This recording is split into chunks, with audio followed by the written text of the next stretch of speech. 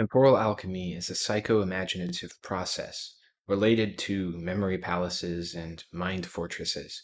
It is an elaborate feedback loop between specified neural regions of the brain. Repetition of neurological stimulation reinforces those pathways until, over the course of years perhaps, they construct a defined foundation in the brain. This circuit is the physical blueprint of the memory palace. Electrical signals carve out a forced path through mental training, much like a railroad going through mountains and other types of terrain, as opposed to taking the natural course around them.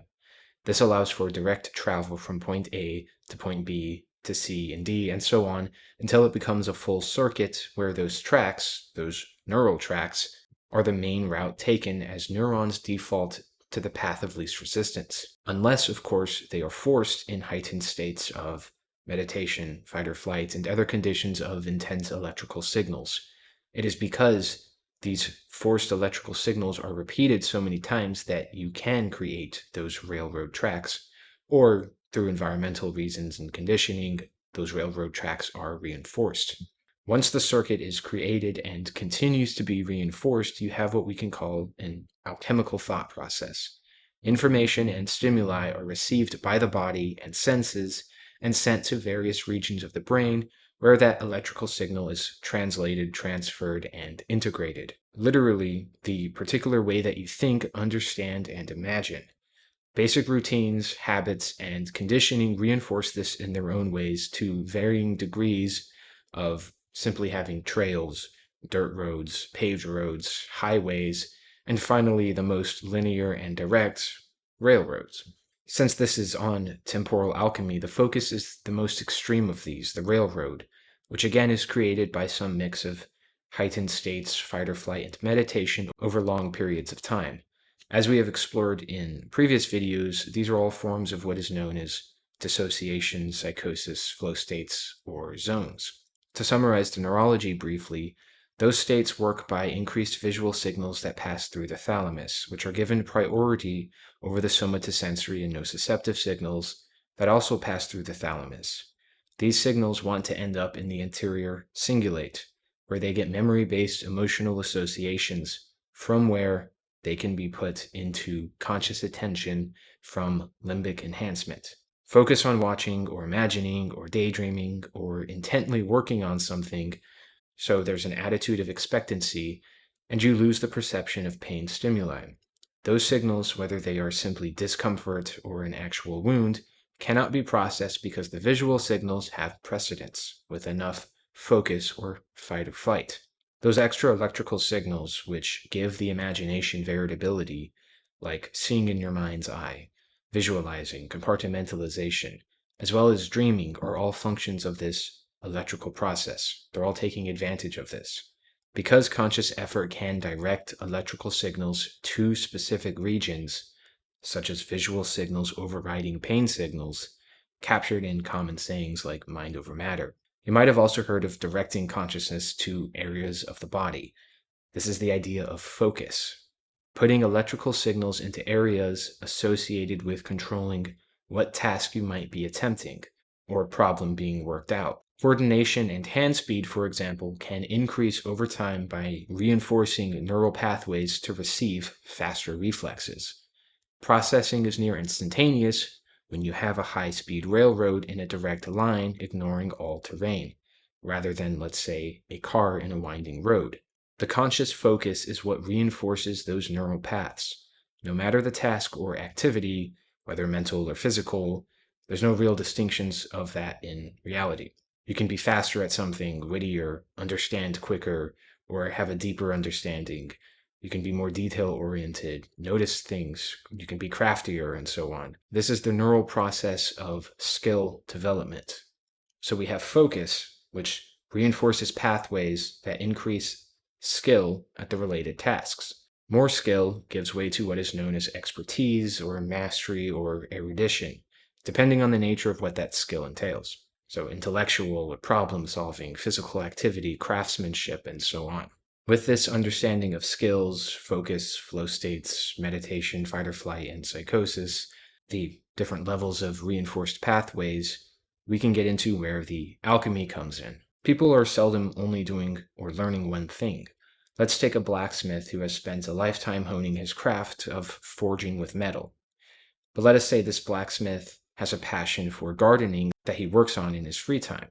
The knowledge, memory, skill, the feedback circuit he has created from gardening can purposefully or even accidentally be connected to the circuit loop of his forging, so that through the newly joined circuits he can apply one skill to the other.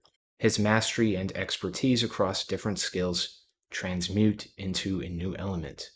Now perhaps he has imagined floral designs forged into his weapons or armor, and then works to create that, reinforcing the effectiveness of that thought synthesis, the temporal alchemy. The swordsman Musashi wrote about how his skill with the sword over his lifetime allowed him to apply his mastery of that into other areas, such as poetry and painting, which he did towards the end of his life.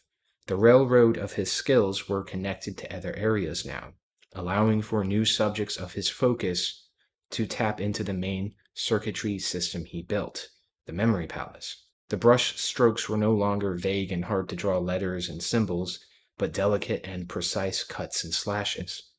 The mind railroad he had forged around swordcraft transmuted the paintbrush into a similar weapon with the same skills that could be reimagined and used rather than discarded and starting from scratch. The point is that it took conscious effort for him to learn to apply his swordsmanship to penmanship. That learning process is what builds the railroads, the reinforcement until the paths are fully connected. And this can be done over and over again with new areas of focus and a new development of skills. This temporal alchemy can take on different extremes. It can be very much like a railroad where the reinforcement in something is solidified and becomes the primary way in which all information is received and processed. In some ways, it can even replace memory. It can lead to narrow-mindedness, sure, but it also takes imaginative or effective approaches to whatever gets put into the circuit. Someone will see all things in the world through the lens of their interests and expertise, their perspective based on their focus and knowledge and skill base, because that's the unique path that they have created in which information is received, processed, and synthesized. We can also liken the thought process at this level of mind palaces to rooms at various intervals along the neural railroad tracks. Each room adds its own meaning and association to the train of thought over the course of this information synthesis that may span different regions of the brain. This is a spatial process. It's related to liminality, thresholds, boundaries, crossroads, and rites of passage. A spatial architect is something that constructs these mind passages in the brain, meaning information is coming from somewhere, maybe internally, maybe environmentally or sensory, etc. The neural processing moves through these rooms or boundaries along the railroad tracks. So the tunnel-like effect of anything from near-death experiences, a liminal space, a boundary, threshold, a crossroad, or a rite of passage is the sensation of the electrical signals forging or carving new paths or traveling the train tracks you've built over your life that are then sent to the temporal processing. Signals sent to be processed as seeing can come from anywhere, through the priority that visual signals are granted when focus is applied, and that journey of the electrical signals is relayed with a visionary component, adding an imaginative dimension to any information even if it is unrelated to seeing. Because electrical signals carry information, where and how it is processed changes how it is consciously received. When signals go through the tracks to acquire different layers of information at each room, each region of the brain, your constructed railroad, and when signals are moved into visual processing, the synesthesia-like effect of that electrical information or the transmutation of the electrical signal is seen, it's visualized. Temporal alchemy is taking signals, packaging them with unique information along the railroad you forged through skill and focus, dissociation and conditioning, and finally processing the whole thing as imagination. This is a basic outline of what might be called creativity or a visionary. The elaborate psycho-imaginative train of thought is a passage of electrical signals, cultivated to undergo a specific path of thought synthesis to enhance any information through the circuit where it becomes liminal or spatial, hence the metaphors of thought palaces and railroads and trains. Rites of passage and crossroads in life have neural implications. These are definable moments where the sensation of experiences, skill, and focus build those tracks. It's why they can feel so surreal, unfamiliar neural connections which apply a mental visual component. These are what can break out of social conditioning. Since the paths created by environmental and social pressures tend to be similar, a majority of people will end up thinking along the same thought process, reinforcing societal and cultural expectations and perspectives. The liminality of setting a new course is in and of itself both neurologically actually laying out new paths while the visual processing receives that sensation, thus turning definable moments of life into something that can even be conceived as liminal, as a crossroads, as a rite of passage, a threshold, and so on, many of which are importantly featured as mythological figures and psychopops. But that is a topic for another time.